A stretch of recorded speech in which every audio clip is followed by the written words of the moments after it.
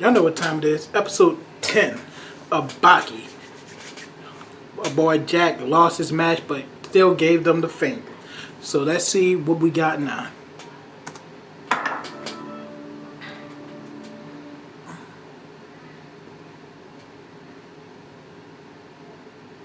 hope.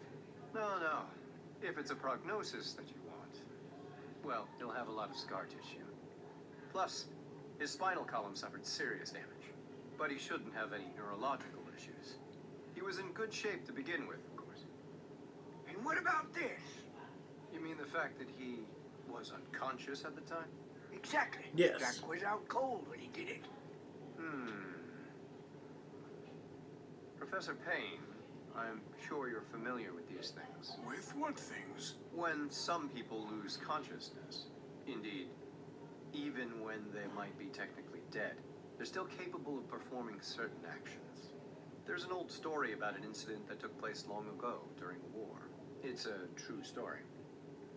The soldiers of a certain domain captured the soldiers of the enemy's domain. This being wartime, the captives were sentenced to death. But as they were awaiting execution, the commanding officer of the captured troops made an astonishing proposal. Once I am beheaded, he said, I will pick up my head and start running.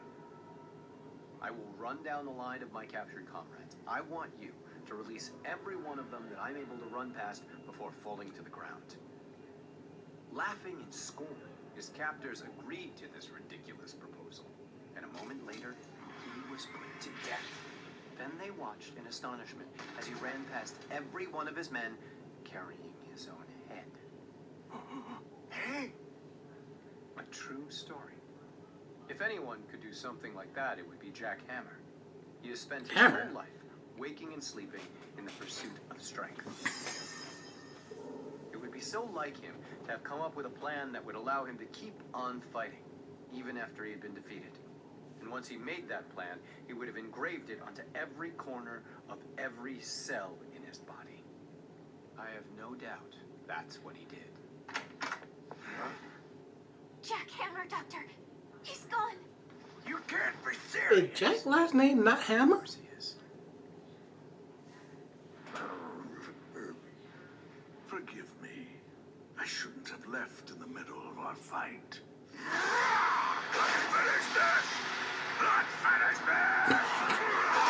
Let's finish this! But Jack, bro, you lost, bro. Finish this! Let's finish this! Let's finish this! Pickle had taken 5 direct kicks to the head from Jack's Is he on a run? How much damage had he suffered? Truth, not very much. Many times he had fought and defeated beasts that were hundreds of times his weight. This man, though his legs were powerful and his fists were powerful, he weighed no more than Pickle did, perhaps less. Why then was Pickle running from him? It wasn't a question of weight or strength. It was that he'd never seen anything like this man before. An opponent that won't stop when it's killed, that won't die when it's dead.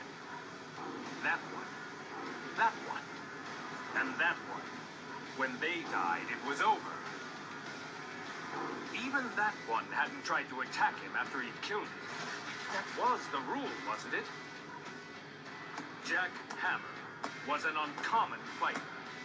He consciously pushed his body beyond its limits, doped himself with no thought of the consequences, mangled and tortured his limbs with bone-lengthening surgery.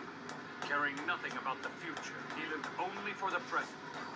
Jack had chosen to undergo experiences unknown in Pickle's natural world.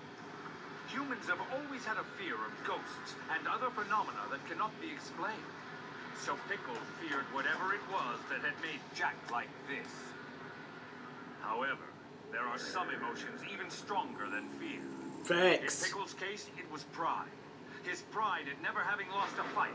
He was not going to lose this one.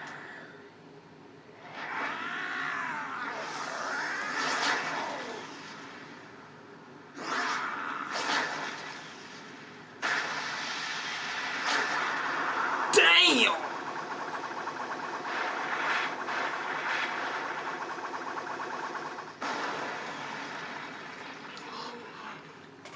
He's done. This was the defeat Jack had sought. A defeat he himself had to acknowledge. From the depths of his coma, he acknowledged that for the second time in his life, he had lost twice in one day. Got beat Jack twice. Oh, thank goodness. You really are indestructible, aren't you? Yep. If it looks like the hospital you were in this morning, it's because it is. Don't you dare. You've done enough already. Pickle is an irreplaceable anthropological treasure, and you damaged him in 2 fights, both of which you lost, and there is not going to be a third one. It's time to call it a day. Jack, It is.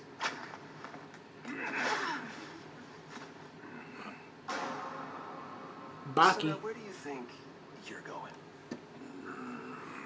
Look, Jack, bruh. Trust me.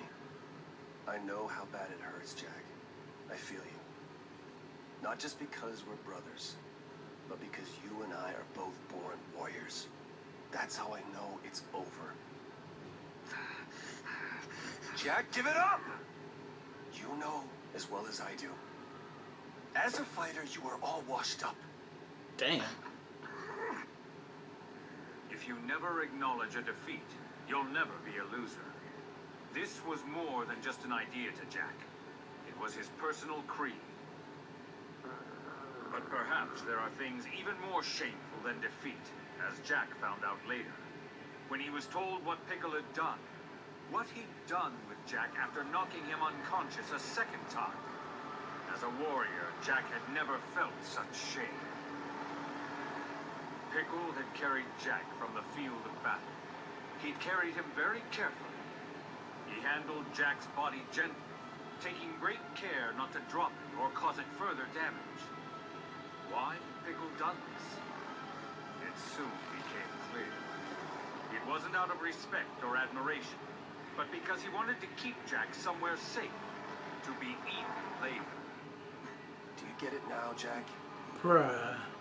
You met his enemies, and he annihilated you. At that point, you were no longer his rival. You were just a meal.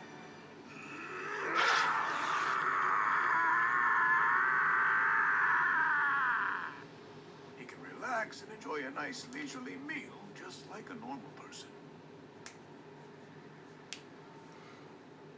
Cheers. Cheers.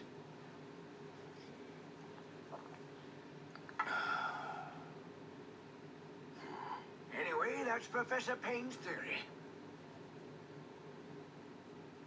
Payne is a scientist and a scholar. Guys like him can't help but think that way. All right, never mind him then. What does a Yakuza think? What does a fighting master like yourself think? I did make contact with him once, but it was only for a moment. What? Are you saying you actually fought him? Where? When? It was just a shoving match. Damn, I wish I could have seen that. A shoving match between Hanayama and Pickle? Who won, by the way? Don't worry about that. No, Technically, Hayama won. Pickle thinks the way we do. He does? He lives to fight. He loves a test of strength. He? The finest men and the finest women will always find each other when they're in the same room. Facts. They can't remain strangers for long. They gaze at each other, and eventually they're drawn toward each other. They're in a fighting arena, and something's gonna happen. It was just an idea that Baki had had. He couldn't have known how effective it would prove to be. Even though Pickle's hunger had been satisfied, even though he felt completely at peace, even though he couldn't understand the language, he knew that this man was trying to provoke him.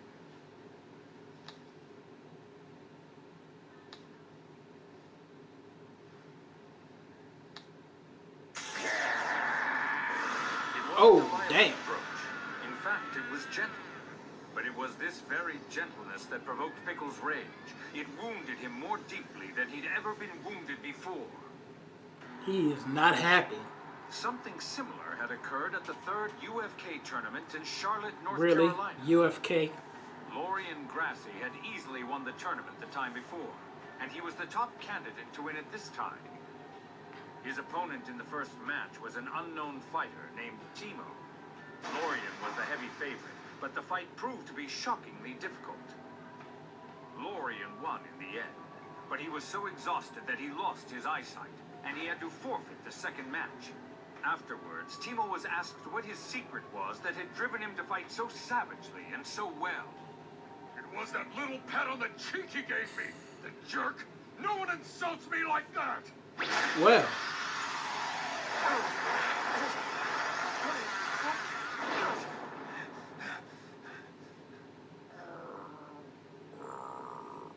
Alright. Good for you, Pickle. You took my slaps as an insult, and it got you mad enough to want to fight. And that means you've evolved, Pickle. For the first time since you were born, you weren't Really? fighting out of hunger. You were fighting out of pride.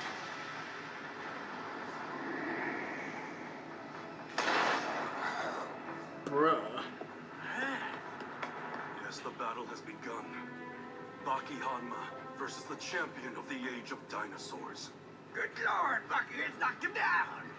Yes, with a vicious high roundhouse kick. Beautifully done, brutally effective. That was a very typical opening move for him. Pickle's Facts. appetite has been satiated, so this isn't about feeding. I think Baki is trying to teach him that fighting is more than just a means for hunting and eating. That fighting is a culture unto itself. He's teaching Pickle that there are times like now when you have to fight to defend your pride, to protect your dignity.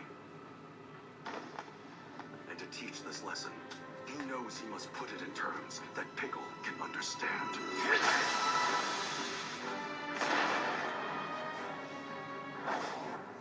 He's blinded that other eye. No, it's not about that. Yeah? Maybe eat or be eaten, huh? No, it's not about that either, Pickle. He's gonna kill him. No, Bucky, don't. We're just fighting, Pickle. Not trying to kill each other. Pickle's Not every scared. fight has to be a fight to the death. Doesn't always have to go that far. He gonna knocking him kill out. Pickle. He's gonna do it. Hold on. No, he isn't.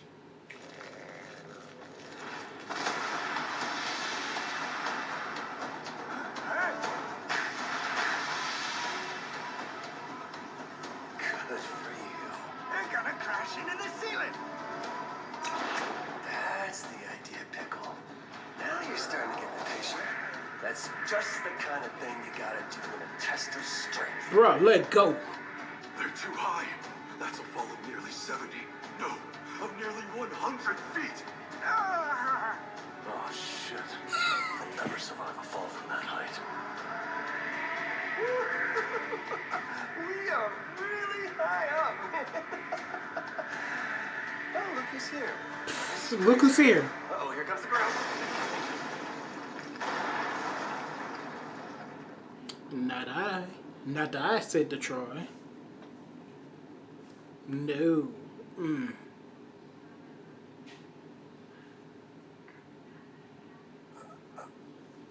He's up, but his eyes are glazed over. They're on their feet.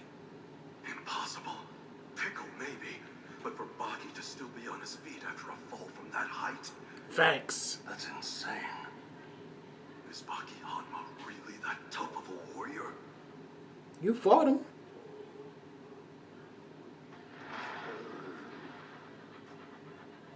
He's making a move. What's he gonna do? Baki's not there.